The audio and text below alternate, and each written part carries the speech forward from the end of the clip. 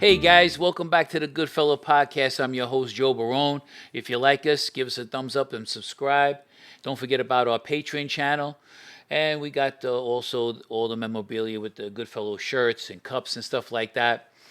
So I hope everybody's doing well out there. I'm just going to jump right into it. I want to talk a little bit about somebody wants to put a bullet in my head, and also about how the mafia really is today compared to back in the days when I was growing up and even before time. So actually, Dominick Cicale from Mafia Roundtable, Cicale Unfiltered, also did a show with me on this, and we talked a little bit about it. So I'm just going to mirror that a little bit. So we got this kid Anthony, who I raised him a little bit. I took care of him.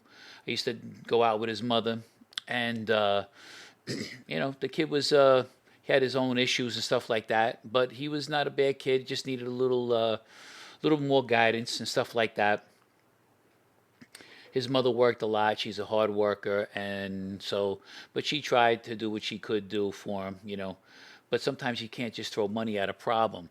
So now all of a sudden I hear the kid's doing. I mean, I thought he was doing good for himself, doing nightclubs and things of that nature. But I hear he's doing a lot of blow. Now all of a sudden it became tough. I don't know how that happened. I knew his father. I know his uncle. You know, so I don't know where this kid all of a sudden got cool unis, we call them. You know what I mean? All of these balls. But now he's looking to put a bullet in the back of my head, not even in the front, face to face. That's kind of funny. Because usually a real tough guy don't need a gun to confront somebody. I hope people know that out there. I never used to. Well, I did carry a gun a lot, but I never had to pull it out, even if I knew the guy could maybe has a chance of winning, because everybody does. I mean, you could be the toughest guy in the world. Somebody catches you the right shot, it's all over. But for him to even say that is like ludicrous. Even if he really wanted to do it or not, I don't even know. I mean, then all of a sudden I hear that he's talking to the FBI. I hear he's talking to a special task force in the trooper barracks. So I don't know what this kid is doing. It's a shame because he didn't have to fall into anybody's footsteps. He could have just, went about and tried to make a life for himself. He's not a dumb kid, but he's acting dumb. And out of respect for Dominic and everything like that, uh, you know, hopefully that him and I never meet in the street or whatever like that. And Dominic gave me good advice, and I'm going to listen to it because Dominic is a lot smarter than me in a lot of ways, especially when it comes to this life.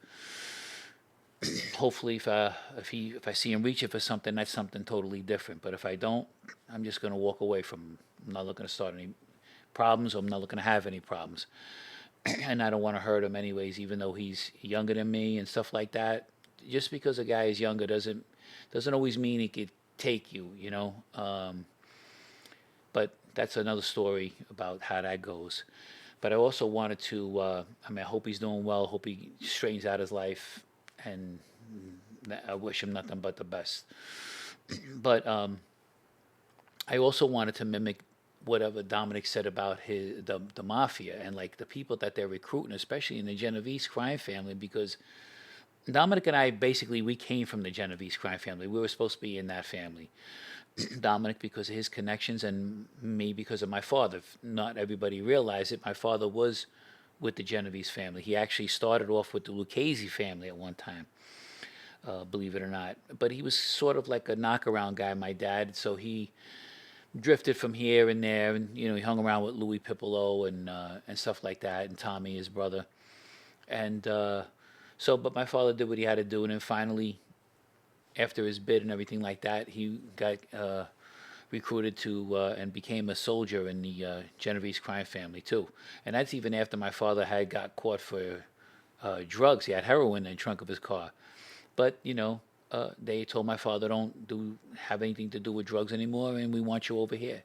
And actually, Barney proposed my father, and anybody don't know, it's Barney Belamo. He's kind of running things pretty much over there now, and so they got him straightened out, my father, And I actually remember when that happened too. Believe it or not, he actually asked me. He said to me, "What do you think, Joe?" He says, they proposed me, and I said, "Oh, it's a big sign of respect." I said, "But it's a lot of responsibility, especially with that crew." And one thing I got to say, I was blessed to be with the Bonanno family because they were running things pretty good at one time, and then I had Dominic as my captain, I had Vinny as the boss, and I had a lot of good guys around us. Pretty much besides the guys that are around now. You got Mikey, of course. I gotta show Dominic respect. Mikey, the washwoman, the nose, Mancuso running the place now. He actually wrote a note to Jerry Chili about me in prison. Don't trust that kid and all this kind of stuff. And Jerry actually showed it to me. May he rest in peace too. And that's the reason why I'm talking about it, because Jerry was a friend of mine. He was a skipper too, as a matter of fact. And we had a good time in prison, if you want to call it a good time. But we were together. We were tight. Had Nicky Cigars there, or Nicky the Mouth. A lot of people call him sometimes too, which is his real name is Nicky Santora. I think he's a complete moron. I don't like him. I never did. And I almost tuned him up in the joint too, but I didn't because of Chili. But Dominic talked about Hippie. He knows Hippie a lot longer than I do. I remember having an office on Williamsbridge Road on top of a place they used to call Mr. Tony's, which he had nice clothes. His son and daughter ran the place. Nice people, really nice. I think his son's name was Anthony. What a nice kid. His sister was very nice too. Really nice place, and I had the office upstairs. So I had the little falling out with Sally Larker and them because I tried to put a quick marriage together with my friend John Sinnis because they jumped him in the bar. I think I might have told that story once before. But anyways, between that, this guy's doing heroin now. Okay, now he did it in the joint, from what I understand.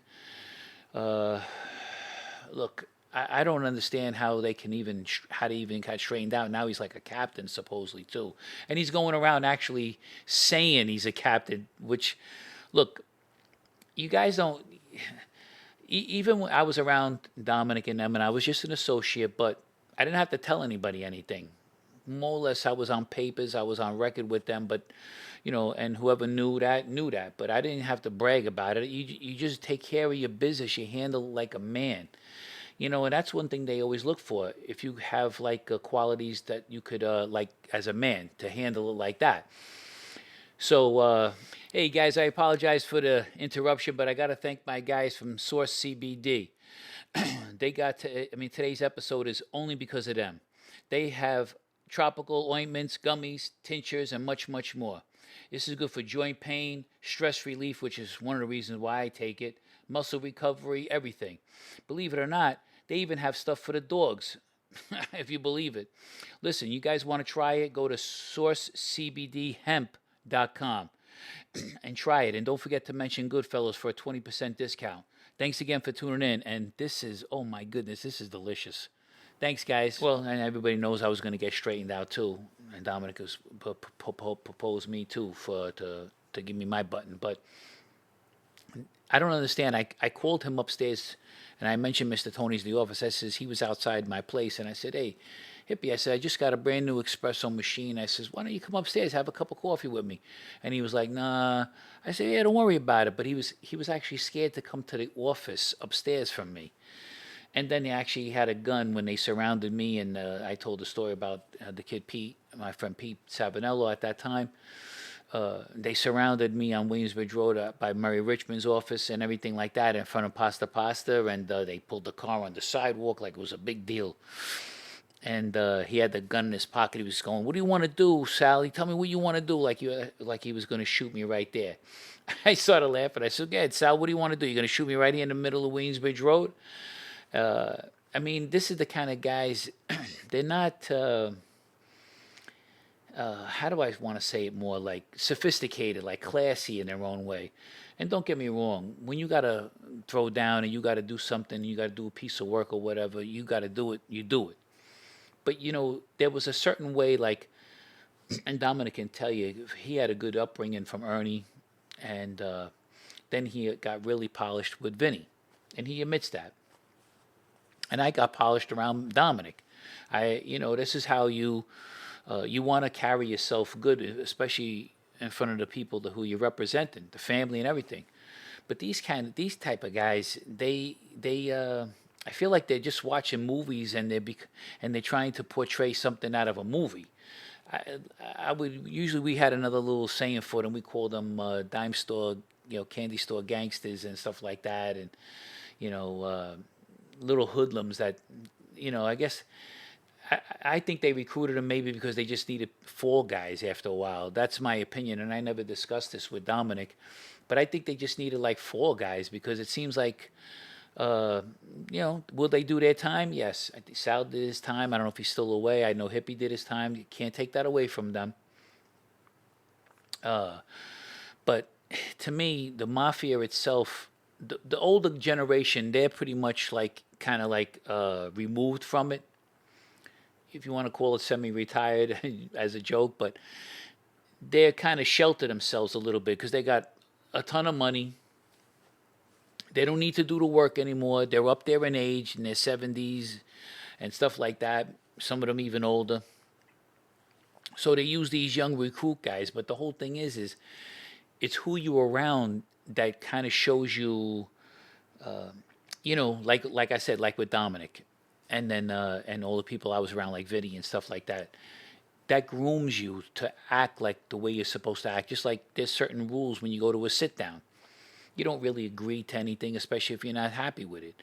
You tell me, yeah, think about that, or you don't make a decision at that time. There's so many different things you need to know, because one mistake in that life can get you killed. Now, a guy like Hippie doing heroin, I don't understand how they allow that though. I mean, even if he was an alcoholic and a drunk, they don't even like that either, because you could slip up, you can talk out of turn, you can make a mistake, and you're not trustworthy. Especially, if you get pinched and all of a sudden, you gotta do time or something, and then you gotta detox your body. Especially if you're doing a lot of blow or even the heroin, which is even worse. You just don't know. But I don't know what happened to the days. Even my father told me back, even when Paul Castellano got killed, I was actually watching it on the news. I called my father downstairs, and he just looked. He said, "Ah, this is bad." He says, "What happened with the generations and followed after my father? They all became greedy." And that's what he told me. They were all more or less out for themselves. The brotherhood, this thing of ours. It didn't really it didn't really stick because they all just did it for themselves. It was almost like that old movie. You remember, guys, the 300? I don't know. I might have talked about it once or twice. It might have been even. I might even did a review on that on my Patreon channel. But the 300, the first 300, they stuck together. They died together. Okay, this is how they were. But the following generation, they ran. Okay, and I get it. I mean, I'm not saying they were punks or anything like that, but things change and sometimes things get watered down. And to me, unfortunately, that's what the mafia is more or less to me. They're like watered down. Are there a few still good guys out there? 100%. Some guys that can still handle themselves? Absolutely. Some real earners out there? Of course. There's got to be something going on. But when you hear that they got to shake down legitimate businesses to make a buck, when you could help a legitimate business, I think even Dominic knows this 100%. He didn't even take money. They gave him money just because the way he operated, the way he handled himself and conducted himself like a gentleman he was. And they wanted to give him a Christmas bonus and say, hey, thanks, just like you bring business to that business, make them earn more money. So if they're earning $2, $3, $4 million a year, now you're making them earn $10 million a year. They're happy. You understand? And you don't have to like tell them your windows are going to get broken here next week if you don't give me an envelope every week or whatever. That's like almost obsolete now. You should be able to have something going on in your life where you can have jobs to bring to people, construction jobs, concrete jobs, trucking companies, more different routes, more different people to deliver to. You know what I mean? This is how you do it. But I mean, listen, this is my opinion. Do I gonna have to worry about this kid Anthony now? Not really. I never worry. I would never worry about him, because I think when it comes down to it, he's not going to have the balls, and plus not unless he's coked up out of his mind, maybe something like that. But plus he'll look at me. He ain't seen me in 100 years. I don't know when's the last time I saw the kid. He was still young, I think. He's probably going to look at me, and all the memories are going to come back, and he's going to say, this guy did nothing but teach me how to tie my shoe, teach me how to wear the clothes the right way, and to dress with the label on the side, and how to button everything like this. He was like 2 years old. I had him tying his own shoe by himself practically. So, those memories don't fade, and stuff like that. And listen, guys out there, everybody knows I always look over my shoulder. I'm not trying to tell everybody I'm the toughest guy out there. I'm not going to tell anybody, I'm not always on the lookout and stuff like that. But, you're going to have to come. You're going to have to come. I mean, anybody's out to get me, you're going to have to do it the right way, because I'm not going down that easy. I'm not saying it can't happen to me. That's ridiculous. That's stupid. But it's not going to be the 1-2 like that. You're going to really have to plan that out. So, but with that, anyways, do you have anything you might want to add to that? I just wanted to ask you. I have a couple questions. So is Okay. he the guy who wants to kill you? Is he an associate of the mafia or no? He hung around a few guys. I think he hung around with Vinny Gorgeous, his son Vinny Jr. I guess he might have, and a few other people, I think. But he's not built for that kind of life. He's definitely not built for that kind of life, especially from what I heard, not only from Dominick, but from the tail end that I got of it with the task force talking to these guys. You don't talk to law enforcement whatsoever. Yeah, sorry, can't help you, and that's it. But listen, the best connection he ever had was his uncle.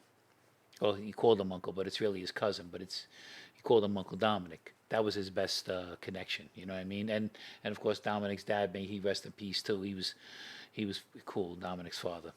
So why does he want to kill you? That's actually a really good question. I don't know. I might even go over that with Dominick one of these days. I have no idea. I've done nothing to the kid. I did all right by him, as far as I know. I mean, is it because he found out you were an informant? It's possible. But he knew Dominick was an informant. He didn't stop him from seeing Dominick. Maybe because I'm not with his mother anymore. Maybe because of that kind of stuff. I don't know. It's beyond me. But something, that's actually a good question. Remind me later on. I got to ask Dominick, because Dominick might know. Gotcha. Yeah, Another thank you. question I had was, you were talking about Michael Hippie and how he's doing heroin, correct? Yes. Do the higher ups know about this at all, or You know something? if you know, they must know, right?